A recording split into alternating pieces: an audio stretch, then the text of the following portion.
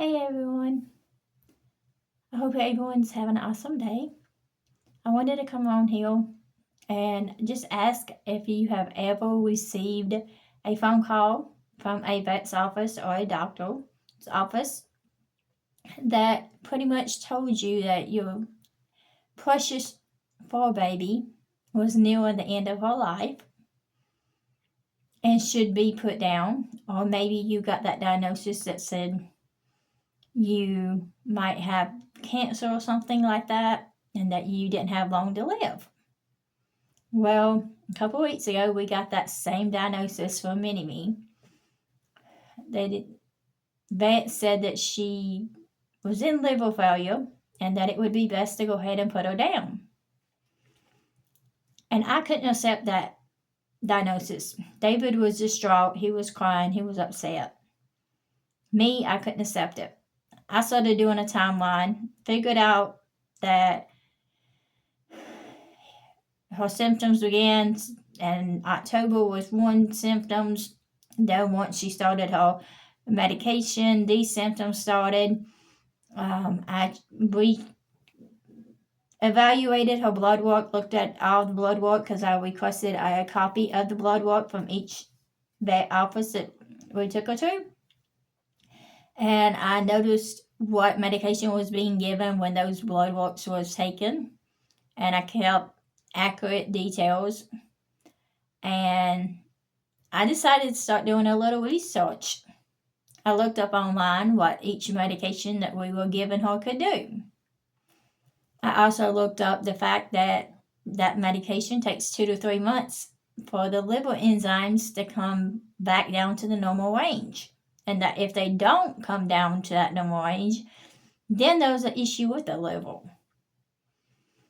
Well, I went and took her to the vet this morning, had the blood work done, and I explained to the vet that I couldn't accept her original diagnosis and that I didn't like to see David all upset when he don't know how to do all the research like I do. And I asked her if she had ever experienced or knew that medication could do what I seen online. And she says she had never heard of it, but she did have her tech go and verify the information that I found. And she came back and she told me that she learned something new. She appreciated my research and that she was going to base her next diagnosis off of what the blood work actually showed. Well, when she came back in, she told me she thought that what I read and researched online about the thyroid medication, she does feel like that's what made her liver enzymes go sky high and make her think that she was in liver failure. So she did tell me that she thinks within the next month or two, based off of this past blood work, that her body will become more stabilized to the medication. And she thinks that she's no longer in liver failure, which is awesome. But had we listened to her 2 weeks ago, when she said it was best to put her down, we wouldn't have our fur baby now. And we would have ended her life too soon because of a medication issue that just needed time to get adjusted to. So I just want to tell you that don't accept what a doctor says or a vet says as a final diagnosis. Make sure you keep accurate information on how you're feeling, what medication you're on when you're taking it, and how it makes you feel. And that goes for fur babies. If you start medication on them, keep an accurate check of how they're feeling, how they're reacting, how they're socializing with other people or other animals, whether they're having constant vocalizations to let you know that they might be in pain. Just document everything. And then request all the blood work and request the names of the medications that you're giving them. And then get online and research what those side effects are. And look it up and write down those notes so that you can come forward back with the vet to make sure that you are getting the accurate diagnosis, because we're all humans. Doctors don't know everything, vets don't know everything, and I hate to see anybody get upset about a misdiagnosis that could result in somebody committing suicide or result in somebody putting down their fur baby before it's even time. Every medication we put into our body will cause side effects. And every type of medication that we put in our body, whether it's our body or our animals' bodies, our bodies have to have time to adjust to them. It's going to affect blood work until our body adjusts to it.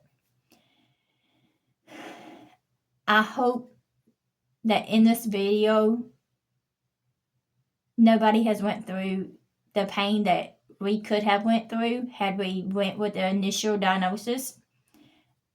I am so glad that I done my own research on that medication and I took it to the vet, and then she backed my information up by looking it up herself. She learned something new today because I did the legwork and I did the best I could for my fur baby without making a emotional, heated of the moment decision based off of a blood work and a doctor's diagnosis that hadn't even had time to completely stabilize. Mini-Me is still here with us. She's still feisty. She still has attitude. She can still be sweet and loving when she wants to be. And she's a fighter, and she has saved our lives, and I will fight to the tooth and end for her and her brother. I'm not taking anything that anybody says without doing my own research on it. And I urge you to be your own advocate for yourself as well as your fur babies. If you don't feel good about something and a doctor won't listen to you, but you know you're not feeling good, keep pushing. Keep going to multiple doctors till you get an accurate diagnosis.